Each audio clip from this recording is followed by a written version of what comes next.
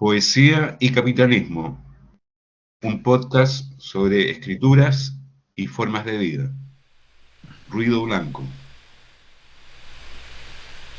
Un fragmento de El manifiesto tecno-optimista de Marc Andreessen, que dice en su apartado llamado La máquina tecnocapital: creemos que la máquina tecnocapital es la mejor máquina de creación de valor jamás construida.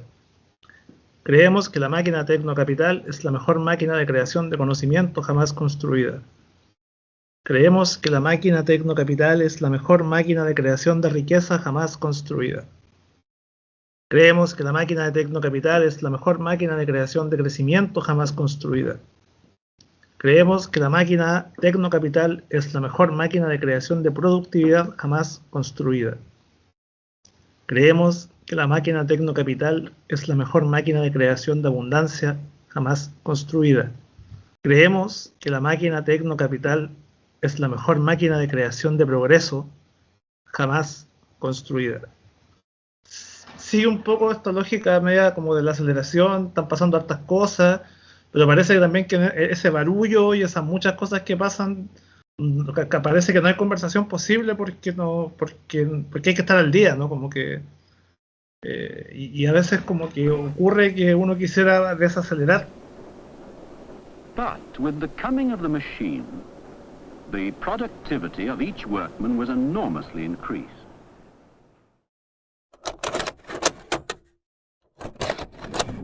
Pensaba en esto que estabas diciendo del ruido blanco, porque es como un bajo continuo, ¿no? También de lo que estamos viviendo, como constantemente una noticia tras otra, porque eso es lo que ha hecho desde que asumió Trump, es generar como una noticia tras otra y dejarte no pensar, ¿no? Y esta máquina tecnocapital genera tecnofobias y tecnooptimismo, ¿no? Esas dos situaciones al mismo tiempo, que son como los dos extremos del aceleramiento del tiempo, ¿no? Y del aceleramiento de las máquinas, que es la forma en que nosotros no alcanzamos a dimensionar o vivir a un ritmo vital las máquinas, que es el fenómeno de la velocidad que generan las máquinas, como veían algunos filósofos a principios del siglo XX, que ahora ya es principio y mitad del siglo XX, ahora ya la velocidad se cambió, se modificó a inmanejable para nosotros como cuerpo humano. Y bueno, la técnica moderna, no quiero ponerme tan jodido con esto, pero la técnica moderna en el fondo es una metafísica, es la metafísica moderna también. Es una forma de habitar el mundo donde en un momento determinado los seres humanos pensamos que dominamos, con la técnica dominamos todo, incluso lo conversamos una vez, ¿cierto? Esta idea de irse a Marte y dejarnos los millonarios, los ultramillonarios, irse a Marte, empezar a colonizar, como lo que dijo Trump en su discurso, y Marte y más allá, ¿no se acuerdan? Marte y más allá. Por mientras, el canal de Panamá, Groenlandia, ¿cierto? Etcétera. Pero Marte más allá. Entonces la metafísica occidental es de una voluntad de poder enorme. Sí, busca una voluntad de poder que pone a los sujetos humanos por sobre, como una prepotencia por sobre todo. Ahora que estaba hablando, Jonathan, me acordé de Marianne Moore, de un poema que se llama Una tumba, que en cierto modo creo yo que trata de poner como el ser humano en su lugar. Lo voy a leer. Una tumba. Hombre que contemplas el mar, que no dejas verlo a aquellos que tienen tanto derecho como tú. Es de naturaleza humana ponerse en medio de algo, pero no puedes imponerte en el centro de esto. El mar no tiene nada que ofrecer, salvo una tumba bien excavada. Los abetos van en procesión, todos con una pata de pavo verde, esmeralda en la copa, reservados como sus contornos y en silencio. No obstante, la represión no es la característica más sobresaliente del mar. El mar es un coleccionista, rápido en devolver una mirada rapaz. Hay otros, aparte de ti, que han experimentado esa mirada, cuya expresión ya no es de protesta. Los peces han dejado de buscarlos. pues sus huesos han desaparecido. Los hombres echan sus redes, ignorando que profanan una tumba, y se alejan remando deprisa. Las palas de los remos se mueven al unísono, igual que las patas de las arañas de agua, como si no existiera la muerte. Las ondas avanzan en forma de falange, hermosas bajo la espuma, y desaparecen sin aliento mientras el mar se agita dentro y fuera de las algas. Los pájaros dan vueltas a toda velocidad en el aire, emitiendo sus habituales silbidos. El caparazón de la tortuga avanza al pie de los acantilados azotándolos. Y el océano, al ritmo de los faros y el tintineo de las boyas, se mueve como siempre, como si no fuera ese océano en el que las cosas que caen se hunden, en el que si giran y dan vueltas, no es por voluntad ni por conciencia. Marian Moore. Sin aliento, decía el poema. Yo me quedé pensando en esta idea de la aceleración, ¿no? Esta sensación de aceleración, de velocidad. ¿Sí? Y un poco lo que decías tú, Jorge, esto como es difícil seguirle los cuerpos humanos, las mentes humanas, digamos, es difícil de seguir el ritmo de las máquinas. Estoy pensando en la revolución industrial y en el ludismo, en toda la tradición de sabotaje, ¿sí? Cuando se instalan las máquinas, los talleres, Manchester, no sé, porque era un infierno también todo eso.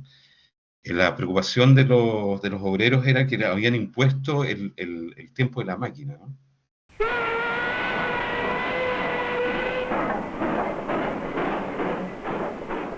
It was, in truth, a complete transformation in the English way of life. La máquina tenía una rapidez y una eficacia donde el cuerpo humano era imposible de competir. Y entonces empezaron a sabotear las máquinas, a meterles cuñas, como a tratar de destruirlas. Probablemente no sé si se puede destruir el ruido blanco que estamos viviendo, pero me parece que la idea del sabotaje, de buscar lugares de sabotaje de esa velocidad, serían como espacios de calma, de tensión, ¿no? Ojalá comunes, colectivos. Estas serían las formas de sabotaje, un poco en el plano de la aceleración, de la velocidad en que parece se nos obliga a vivir, ¿no? Como sin aliento. Y lo otro que pienso también es que, claro, la cosa se acelera, pero se acelera hacia dónde, ¿no? Y en un plano del futuro, lo que percibo es que estamos expuestos a las noticias del futuro que nos dan permanentemente, bueno, todos estos personajes que estamos mencionando, ¿cierto? Que serían la cara del capitalismo tardío, tecnológico, las corporaciones, etcétera, ¿no? Que mandan. Ellos dan las noticias del futuro. O sea, el futuro va a ser así. Elon Musk dice, en 10 años menos estoy en Marte. Elon Musk dice que hay un 10 o 20% de que los robots se vuelvan en contra de los seres humanos. Esto es día a día, siempre tienen noticias del futuro y no hay otras noticias del futuro. Yo creo que el rollo también es ese, o sea, como tiene que ver con la utopía, por supuesto. Es la utopía tecnocapitalista la que parece desplegarse en el vacío de otras imaginaciones. Que tengan que ver con otras velocidades también para ir, con las velocidades humanas, ¿no? Entonces, claro, el rollo de la aceleración creo que se despliega en la vivencia en muchos planos, ¿no? Yo le había comentado de este libro que igual es bien interesante, yo lo recomiendo harto, lo publicó Michel Nieva, un escritor argentino de ciencia ficción, que se llama Ciencia Ficción Capitalista, cómo los millonarios nos van a salvar del fin del mundo.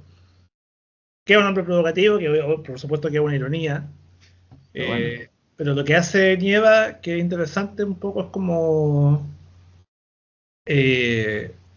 primero como entender el lugar que ocupa la ciencia ficción en relación al desarrollo del capitalismo, por decirlo así en términos bien gruesos, porque no un poco más específico, pero Entonces, claro, Michel Nieve un poco parte hablando de, bueno, a propósito de lo que leí al principio, ¿no? Como de Silicon Valley, como mucha de toda esta elite de nerds norteamericanos son casi todos lectores de ciencia ficción, ¿cachai?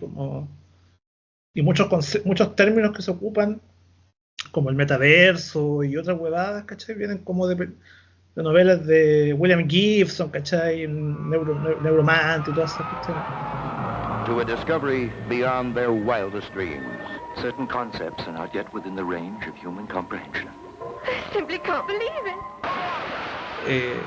De hecho, y ahí, bueno, Nieva habla de Julio Verne, dice una cuestión muy interesante. Y Julio Verne, creo que Julio Verne lo dijo en algún momento, como lo que la ciencia ficción imagina, después termina como escrito en hierro, ¿cachai? Un poco, porque bueno, el término gringo para la ciencia ficción no es ciencia ficción, sino que es ficción de anticipación.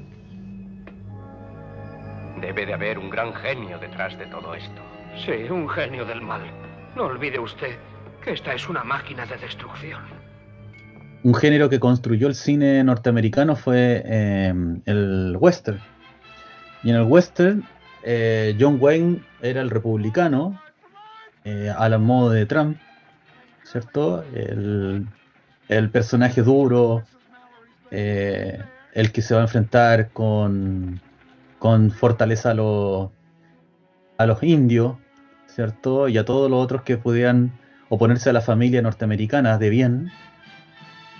Y frente a él se construyó otro personaje que es súper poco considerado hoy, que es el Gregory Peck, que él es un demócrata que arma un western y sobre todo personajes más frágiles que siempre están en la duda de la ley, pero con una especie de empatía con el otro. Entonces esa disputa está apelando siempre a un atrás, ¿cierto? Porque es el género por excelencia que inventaron los gringos de construcción en el fondo construyeron una imaginación del país que se sigue proyectando. Y una disputa que está también apelando hoy. De hecho, una de las cosas que he visto el último tiempo son gente que está muy molesto con los demócratas, no con los republicanos, porque no han hecho nada para enfrentarse, o muy poco para enfrentarse a Trump.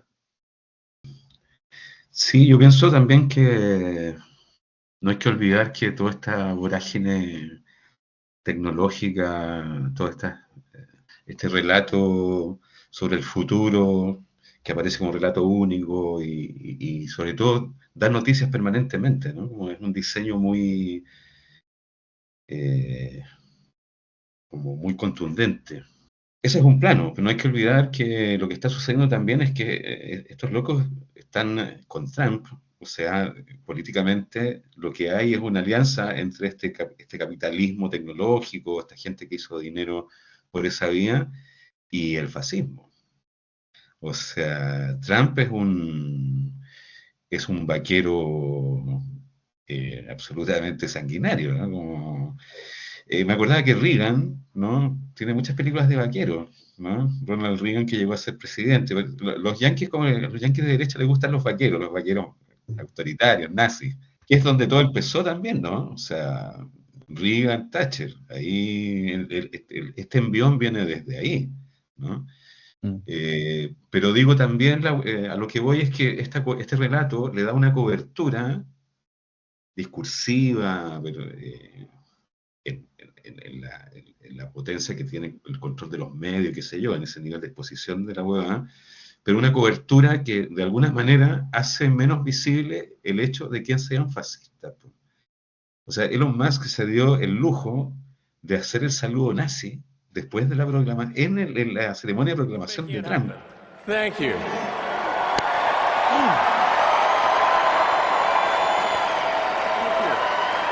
My heart goes out to you. La discusión sobre si realmente había hecho el saludo nazi o había hecho algo casi idéntico a un saludo nazi era ridícula. Entonces, creo que también este relato de anticipación, que es un relato de la anticipación del futuro del capitalismo financiero, la sociedad de espectáculo, como se quiera poner, de esta forma de vida, tiene también esa cobertura, y esa cobertura funciona muchísimo. Pero pensando en mi propia vieja, que es una anciana, como estar expuesta a esa hueá y que la realidad sea en gran medida lo que está viendo ahí, es un daño, todas las viejas de Chile, digo, o los viejos, ¿no? Expuestos a una espectacularización de la violencia que es tóxica, irresponsable, criminal, pues, o sea, no es cualquier cosa, todos los días. Mira, podríamos cerrar con un poema de la Gabriela Mistral, porque sí, me acordé que George Bush, no sé si Trump lo dice, pero Bush, me acuerdo mucho de Bush diciendo "And God bless America". Thank you. Good night. And God bless America. Mirando la alameda de otoño lacerada, la alameda profunda de vejez amarilla, como cuando camino por la hierba segada, busco el rostro de Dios y palpo su mejilla. Y en esta tarde lenta como una hebra de llanto, por la alameda de oro y de rojez yo siento un Dios de otoño, un Dios sin ardor y sin canto, y lo conozco triste, lleno de desaliento. Y pienso que tal vez aquel tremendo y fuerte Señor al que cantara de locura embriagada no existe, y que mi Padre que las mañanas vierte tiene la mano laxa, la mejilla cansada. Se oye en su corazón un rumor de alameda de otoño, el desgajarse de la suma tristeza, su mirada hacia mí como lágrima rueda, y esa mirada mustia me inclina la cabeza. Y ensayo otra plegaria para este Dios doliente, plegaria que del polvo del mundo nos ha subido. Padre, nada te pido, pues te miro a la frente, y eres inmenso, inmenso, pero te hayas herido.